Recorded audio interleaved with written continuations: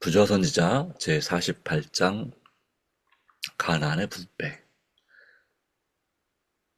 레위인에게 배당한 성읍 중 6성읍, 요단강 양쪽에 있는 각 3성읍은 도피성으로 지정되어 살인자가 도피한 신변의 안전을 얻을 수 있게 하였다. 이 성읍들의 지정은 그릇 살인한 자로 그리 피하게 하라는 모세의 명령으로 이루어졌다. 모세는 이는 너희가 보수할 자에게서 도피하는 성을 삼아 살인자가 회중 앞에 서서 판결을 받기까지 죽지 않게 하기 위함이라고 말하였다. 이 자비스러운 제도는 사적 복수의 관습이 있던 옛날에는 필요했다. 그때는 살인자에 대한 형벌이 피해자의 가장 가까운 친척이나 상속인에게 부과되어 있었다. 죄의 증거가 분명한 경우에는 법관의 취조까지 기다릴 필요가 없었다. 복수자는 어디든지 죄인을 추적하여 발견하는 대로 그를 죽일 수 있었다. 여호와께서 그때 이 습관을 폐지하는 것이 적합하지 않다고 보셨다. 그러나 실수로 사람을 죽인 자의 안전을 보장할 길을 마련하셨다. 도피성은 가나안 땅 어느 곳에서든지 한나절 안에 갈 수 있는 곳에 분산 배치되었다. 도피성으로 가는 길은 언제나 평탄하도록 잘 손질하였다. 그 모든 길을 따라 표주들을 세워 도망하는 자가 일순간도 지체하지 않도록 분명하고 큰 글씨로 도피란 말을 기록해 두었다. 히브리인이나 이방인이나 우고하는 자들이나 누구든지 이 도피성 이용할 수 있었다. 그러나 무지한 자를 성급히 죽이지 말라는 반면에 실제로 죄가 있는 자는 결코 형벌을 면하지 못하게 했다. 올바른 집권자가 도피의 사건을 공정히 심판하여 고의적으로 살해하지 않은 일이 분명한 자만을 도피섬에서 보호하였다. 그러나 범죄자는 복수자의 손에 넘겨주었다. 보호받을 자격이 있는 자는 지정된 보호소 안에 체류한다는 조건으로만 받아들여졌다. 만일 한계선 밖에서 방황하다가 복수자에게 발견되면 그는 여호와의 보호를 무시한 대가로 자기의 생명을 지불해야 하였다. 그러나 대제사장이 죽으면 피난하고 있던 자들은 자유를 얻어 그들의 소유지로 돌아갈 수 있었다. 아멘. 아멘. 살인죄에 대하여 신문할 때에 비록 그에 대한 분명한 증거가 있다 할지라도 한 사람의 증언으로는 피고인을 정죄하지 말아야 하였다. 여호와께서는 무릇 사람을 죽인 자 고살자를 증인들의 말을 따라서 죽일 것이나 한 증인의 증거만 따라서 죽이지 말 것이라고 지시하셨다. 이스라엘을 위하여 이와 같은 지시를 모세에게 주신 이는 그리스도이셨다. 위대한 교사 그리스도께서는 인성을 쓰시고 이 땅에 오셔서 당신의 제자들과 함께 계시면서 그들에게 범죄자를 처리하는 법을 가르치실 때에 한 사람의 증언으로 무죄 석방하거나 유죄 선고를 하지 말아야 한다는 교훈을 반복하셨다.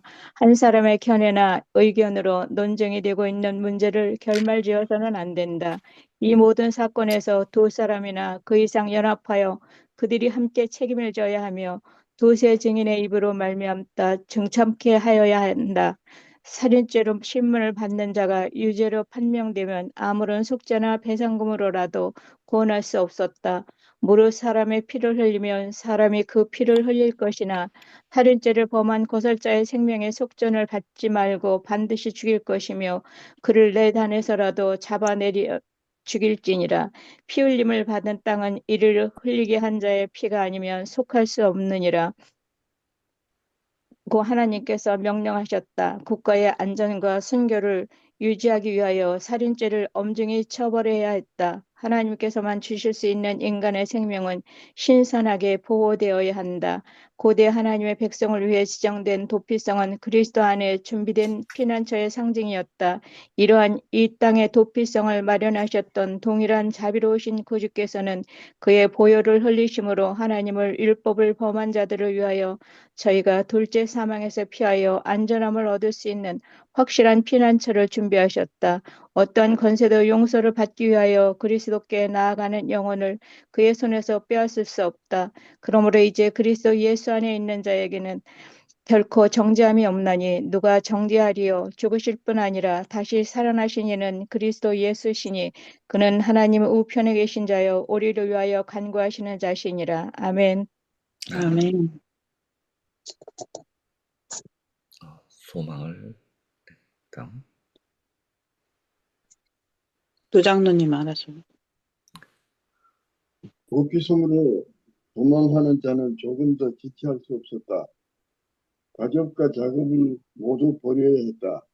사랑하는 사람들에게 작별을 구할 시간도 없었다. 생명이 위태롭기 때문에 안전한 땅으로 피하는 이 한 가지 목적을 위하여 다른 모든 이해관계를 포기해야 했다. 피로도 있고 어려움도 돌아보지 않았다. 도피자는 그 생벽 안에 또 다다르기까지는 잠시 한순간도 발걸음을 늦출 수 없었다. 죄인은 그리스도 안에서 은사처럼 찾을 때까지는 영원한 사망을 당할 수밖에 없다. 도피자가 불필요한 배회나 부조의로 인하여 살 수 있는 유일한 기회를 빼앗아가는 것처럼 지체함과 무관심이 영혼의 파멸을 가져올 수 있다. 대적 사탄은 하나님이 거룩한 율법을 범하는 모든 사람을 추적하고 있다. 사탄의 위험에 민감하지 못하고 영원한 피난처에서 보호를 받으려고 열렬히 노력하지 않는 자들은 파괴자 사탄의 제물이 될 것이다. 언제고 도피성 밖으로 나가는 죄인은 복수자의 손에 빠졌다. 그리하여 백성은 그들의 안전을 위하여 무사히 지혜로우신 하나님께서 정하신 방법을 따라야 함을 배웠다.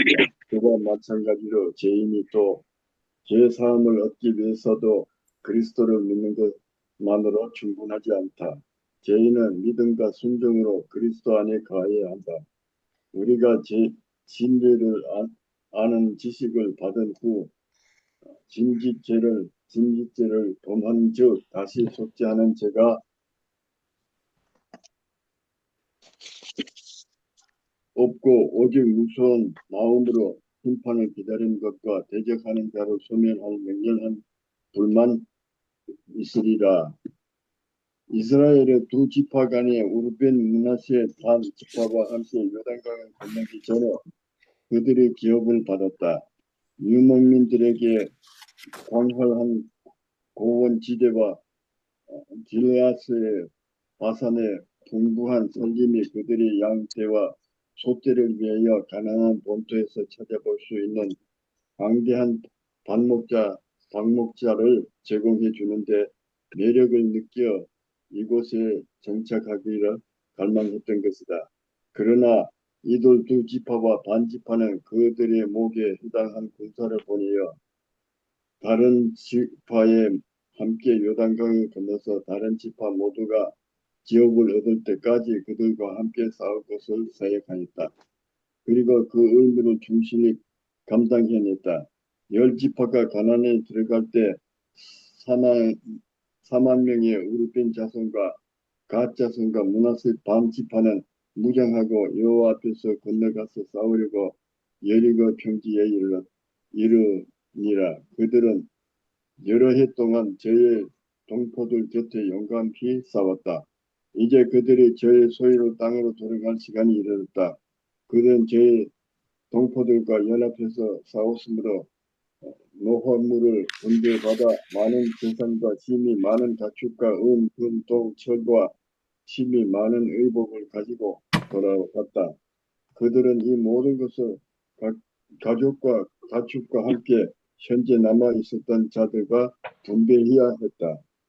이제 그들은 여호와의 성소에 멀리 떨어진 곳에 살게 되었으며 그들이 떠나가는 것을 목격한 여호와수는 그들의 고독한 유랑 생활 중에 저의 변경에 사는 이방 족속들의 습관에 빠지게 될 유혹이 얼마나 강할 것인지를 알고 마음속 깊이 금심하였다.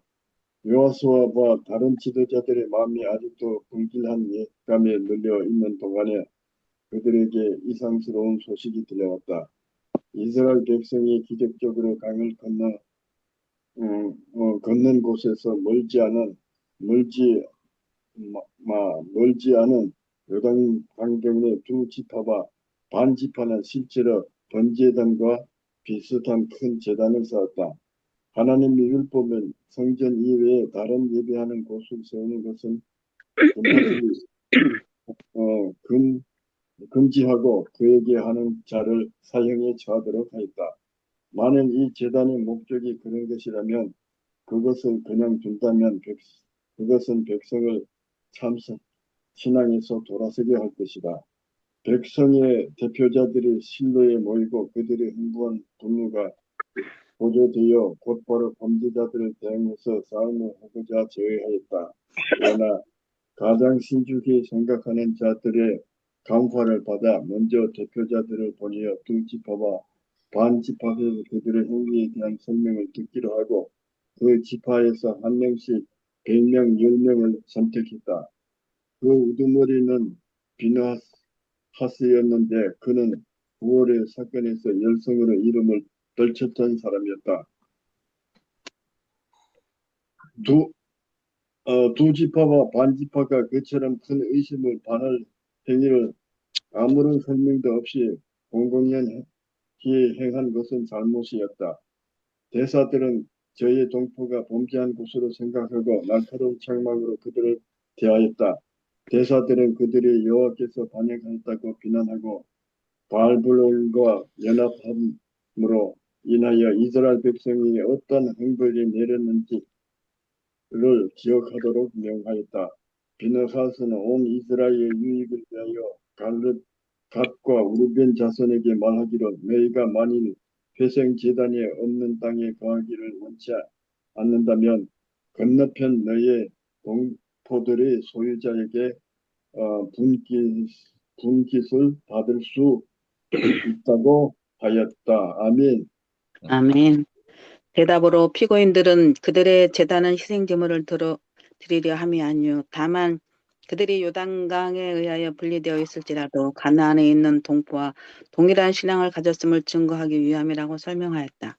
그들은 장차 그들의 자손들이 이스라엘의 일부가 아닌 것처럼 성막에서 제거되지는 않을까 염려하였다. 그때에는 실로에 있는 여호와의 제단의 모형을 따라 세운 이 제단이 그것을 세운 자를 역시 살아계신 하나님을 경배하는 자라는 증거가 될 것이다. 대사들은 큰 기쁨으로 이 설명을 받아들이고 즉시 이 기별을 가지고 그들을 보낸 자들에게 돌아갔다. 싸움을 하려던 생각은 모두 사라지고 백성은 연합하여 기뻐하고 하나님을 찬양하였다. 가짜성과 루벤 자손은 그들의 제단에 그것을 세운 목적을 추적하는 이름을 붙여 우리 사이에 이단은 여호와께서 하나님이 되시는 증거라고 하였다. 그리하여 그들은 미래의 오해를 방지하고 유혹의 원인이 되는 것을 제거하려고 노력하였다. 가장 가치 있는 동기에 따라 행동하는 자들 중에서도 단순한 오해로 인하여 큰 어려움들이 얼마나 자주 일어나는가. 정중하고 관대하게 다루지 않으면 얼마나 위험하고 치명적인 결과까지 따르게 되는가. 열 집회는 아간의 사건에서 하나님이 그들 중에 존재하는 죄악을 발견하기에 조심 없이 행한 일에 대하여 어떻게 견책하셨는지를 기억하고 있었다. 그들은 이제 신속하고 진지하게 행하기로 결심하였으나 먼저 번의 과오를 피하려는 노력 때문에 반대편의 극단에서 치우치게 되었다. 그 사건의 진상을 알기 위하여 정중하게 문의하는 대신에 그들은 비난과 정죄로 저희 동포들을 대하였다. 만일 각과 루벤 사람들이 동일한 정신으로 반박했더라면 전쟁이 일어났을 것이다. 죄를 처리하는 데 있어서 한편으로 완만하게 행하는 것을 피하는 일이 중요한 반면에 가혹한 형벌과 근거 없는 의심을 피하는 일 또한 다같이 중요하다. 자신들의 행위에 관하여 자책하는 데는 그다지 민감하지 않으면서도 그들이 과오를 범했다고 생각하는 다른 사람들을 매우 혹독하게 취급하는 자들이 너무도 많다. 일찍이 비난과 실책으로 그릇된 태도를 교정받은 자는 한 사람도 없다. 오히려 그렇게 함으로 바른 길에서 아주 멀리 떠나가고 저희 마음이 굳어져서 지혜를 뉘우치지 않는 자들이 많다. 친절한 정신과 겸손하고 관대한 태도가 과오를 범한 자를 구원할 수 있고 많은 허물을 가려울 수 있다. 루벤 족속과 그 동료들이 나타낸 지혜는 본받을 가치가 있다. 참된 종교적인 사업을 추진시키고자 정직하게 노력했으나 그들은 잘못 판단을 받고 혹독한 비난을 받았다. 그러나 그들은 울분을 나타내지 않았다. 그들은 자신을 방어하려고 하기 전에 저희 형제의 비난을 예의와 인내로 다 들은 후에 자신들의 동기를 충분히 설명하고 저희의 무죄함을 나타냈다. 그리하여 중대한 결과를 가져올 뻔한 어려운 사건이 평화적으로 해결되었다. 거짓 비난 아래서라도 의로운 자들은 침착하고 사려 깊게 행할 수 있다. 하나님께서는 사람들에게 오해받고 잘못 해석된 모든 것을 잘 아심으로 우리는 하나님의 손에 우리의 사정을 안전하게 위탁할 수 있다. 하나님께서는 아간의 죄를 찾아내신 것처럼 분명히 당신을 의지하는 자들의 사정을 옹호하실 것이다. 그리스도의 정신으로 행하는 자들은 오래 참고 온유하게 행하는 사랑을 소유할 것이다. 하나님 백성 사이에 연합과 우애가 있어야 한다. 그것이 하나님의 뜻하신 바이다. 십자가에 못 박히기 바로 전에 드리신 그리스도의 기도는 당신의 제자들로 하여금 당신께서 아버지와 하나가 되신 것처럼 하나가 되게 하여 세상으로 하나님께서 당신을 보내신 것을 믿게 하려 함이었다. 이러한 가장 감명적이고 놀라운 기도가 각 시대를 통하여 내려와 현대까지 이르게 되었다. 이는 당신이 내가 비옵는 것은 이 사람들만 위함이 아니요 또 저희 말을 인하여 나를 믿는 사람들도 위함이니라고 말씀하신 까닭이었다. 우리는 진리의 한 원칙도 희생하지 말아야 하는 동시에 이 같은 연합의 상태에 도달해야 함이 우리의 끊임없는 목표가 되어야 할 것이다. 이것이 바로 우리가 그리스도의 제자가 된 증거이다. 예수께서는 너희가 서로 사랑하면 이로써 모든 사람이 너희가 내 제자인 줄을 알리라고 말씀하셨다. 사도 베드로도 교회에게 너희가 다 마음을 같이하여 체휼하며 형제를 사랑하며 불쌍히 여기며 겸손하며 악을 악으로 욕을 욕으로 갚지 말고 도리어 복을 빌라. 이를 위하여 너희가 부르심을 입었으니 이는 복을 유업으로 받게 하려 하심이라고 권고한다. 아멘. 아멘. 아멘. 네, 감사합니다. 오늘 아주 좋은 교훈의 말씀을 우리에게 주셨습니다.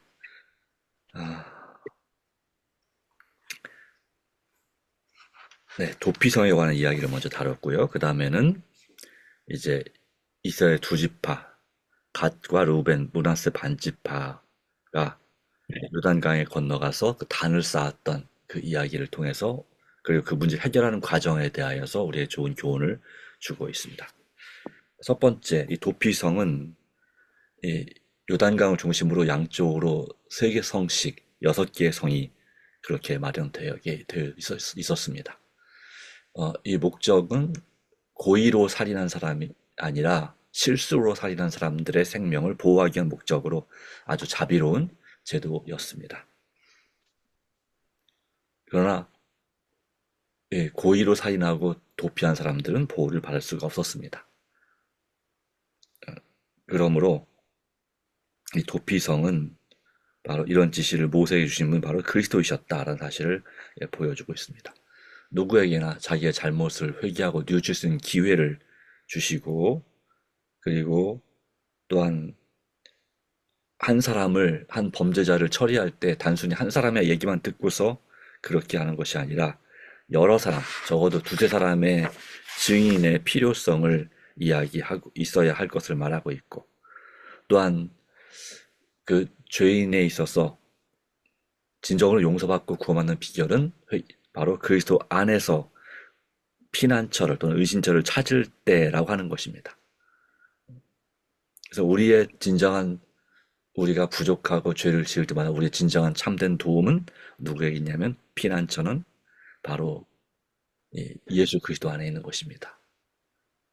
주나의 견고한 반석이시며 또한 사막의 그늘 되시고 우리에게 피난처가 되신다는 찬양처럼 우리 자신의 모든 것을 온전히 주님께 맡기는 혹시 실수했을지라도 그 실수한 죄 자체까지 주님께 온전히 맡기는 것을 바로 헌신이라고 말합니다.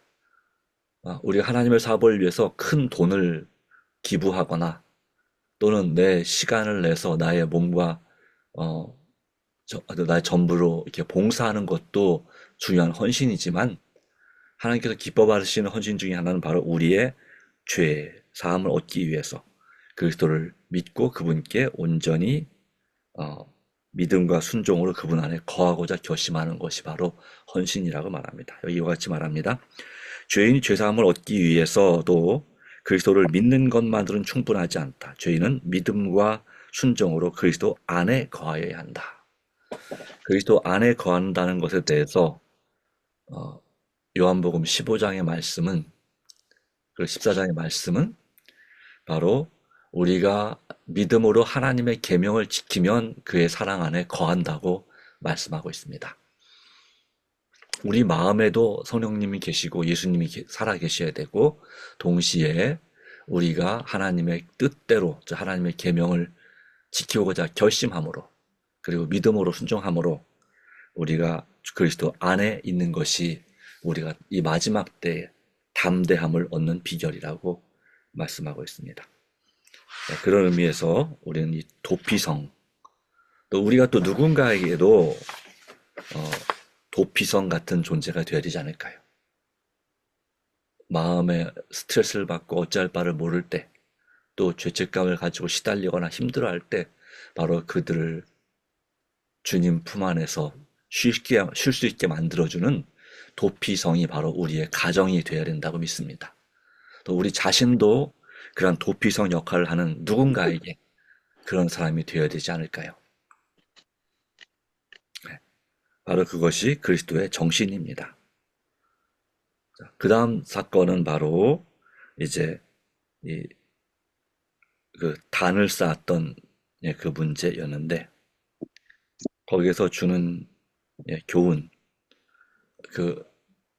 있어서 그 나머지 서쪽에 요단강 서편에 있었던 이 대표자들이 가서 먼저 한 것은 바로 그들을 비난한 것이었습니다. 그러나 그것이 그렇게 정당한 법은 아니었죠. 만약 똑같이 이 루벤 또 갓 므낫세 반지파가 똑같이 반박하고 비난했다면 전쟁이 일어났을 것이다 라고 말하고 있습니다. 그래서 죄를 처리하는 데 있어서 너무 그렇게 느슨하게 해도 그걸 피하는 것이 참으로 중요하다. 느슨하게 해서는 안 된다라고 하지만 동시에 가혹한 형벌과 근거 없는 의심을 피하는 일도 역시 중요하다라고 말했습니다. 그리고 또한 그 사람의 사정도 제대로 알지도 못하고 그냥 혹독하게 잘못했다고 생각하고 비난하는 경우가 매우 많다라고 했습니다. 그러나 여기 말하기를 일찍이 비난과 실책 또는 책망으로 그릇된 태도를 교정받는 자는 한 사람도 없다. 자녀들은 모르겠으나 다른 일반적으로 그렇다는 얘기를 말하고 있습니다. 그 자녀들도 억울하면 고치지 않습니다. 진정으로 부모의 사랑으로 뉘우치지 않는 이상은 그것을 고치기 어렵습니다. 이같이 말씀하고 있습니다. 친절한 정신과 겸손하고 관대한 태도가 과오, 즉 잘못을 범한 자를 구원할 수 있고 많은 허물을 가리울 수 있다.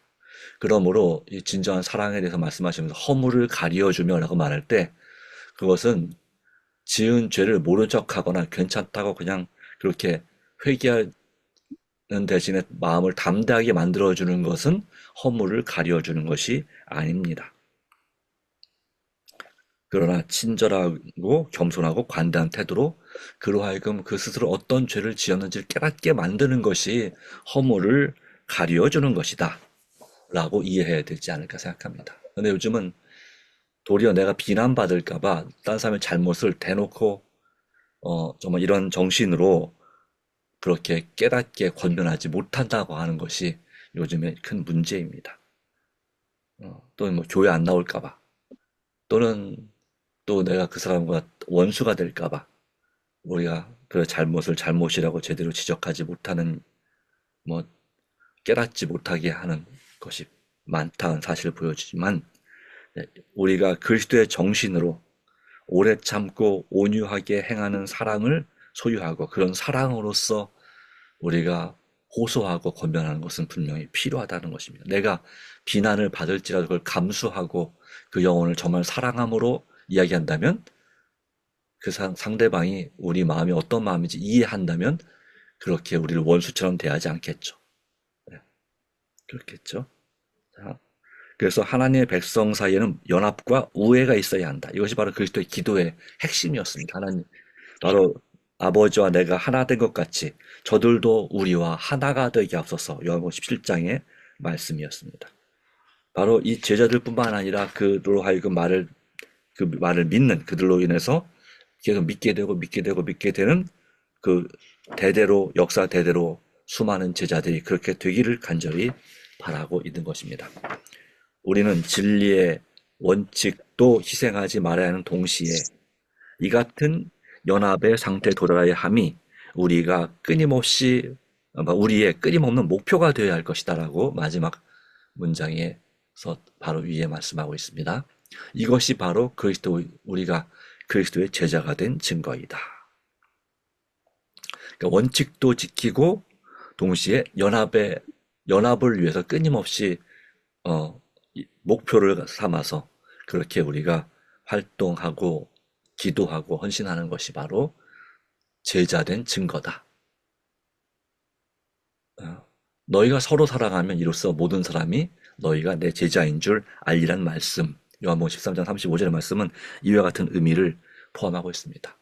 원칙에 충실하고 그리고 할 수 있는 한 상대방을 비난하기보다는 이해하고 친절과 겸손과 관용으로 그를 포용하고 회개시키고 그리고 그렇게 함으로 완전한 연합을 추구하는 목표 달성을 위해서 헌신하는 우리가 되기를 간절히 소망합니다.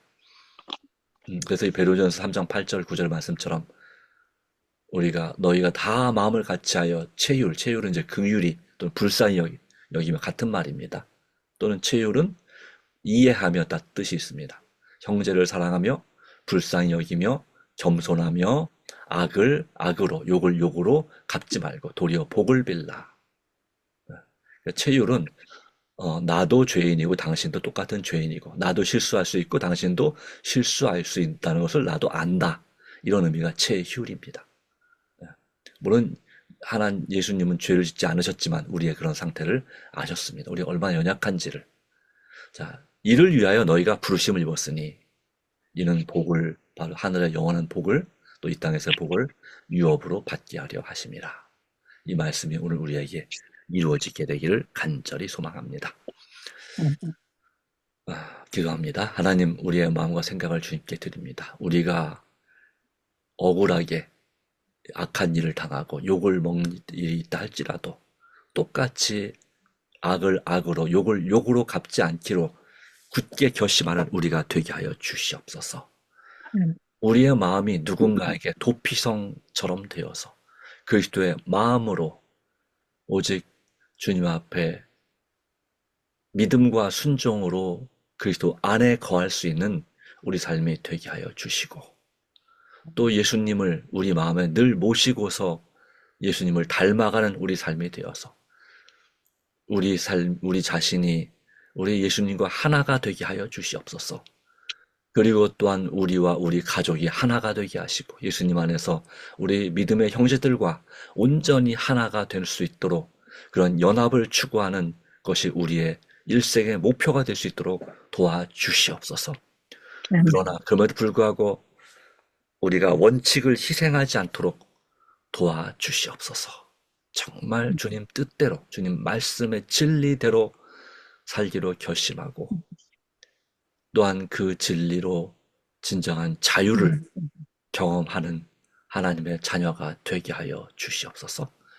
우리가 드리는 개인적인 가족과 이웃과 민족을 위해 인류를 위해 드리는 간절한 기도 가운데 역사하여 주시고 또한 전도회를 위해서 우리가 준비될 수 있도록 도와주시고 우리 영혼이 잘된 같이 우리의 육신의 건강, 회복, 치유 함께 하시며 또 슬픈 일을 당한 가족들에게 주님의 위로가 함께 해주시고 우리도 그 위로에 동참할 수 있도록 인도하시기를 그리스도이신 예수님의 이름으로 간절히 기도합니다. 아멘.